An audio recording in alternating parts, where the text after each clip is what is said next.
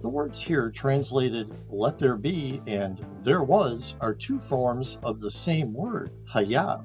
Hayah is traditionally understood as the verb of existence, and so people take this verse as God calling light into existence, and then it just happening with no physical causation.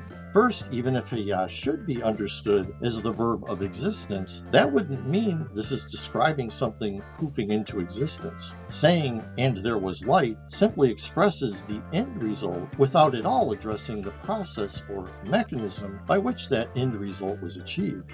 It's like if I said, the foreman always gets things done.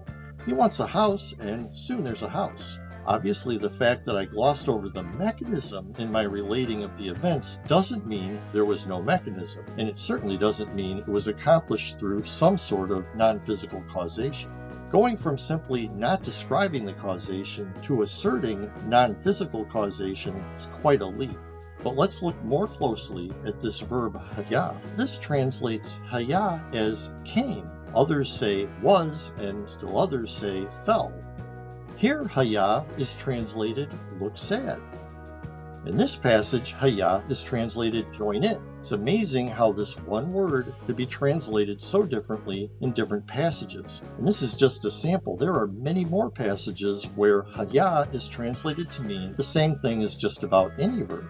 This shows a couple of things. First, the verb can't mean exist. If you try to apply that meaning to 1 Samuel 1:18, for example, it just doesn't work. Her face didn't exist any longer is clearly not the meaning of the passage. The same goes for Ezekiel 45:16. The next thing we can learn from this wide range of uses is that the verb has to mean something very broad or very general. When considering all the uses, the one consistent meaning is that the subject of the verb does its thing. In other words, it does whatever is expected in the context. It's just like with the expression do its thing or do your thing in English. If a pianist is sitting at a piano and you say to her, do your thing, you're telling her to play the piano.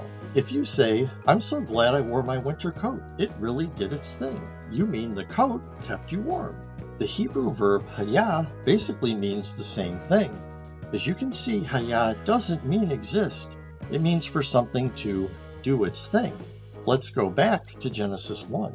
This should make it clear that these verses aren't describing calling something into existence from nothing, and they aren't describing this happening through non-physical causation. Instead, these passages describe bringing things into function, and they simply don't explain the precise means by which that was accomplished.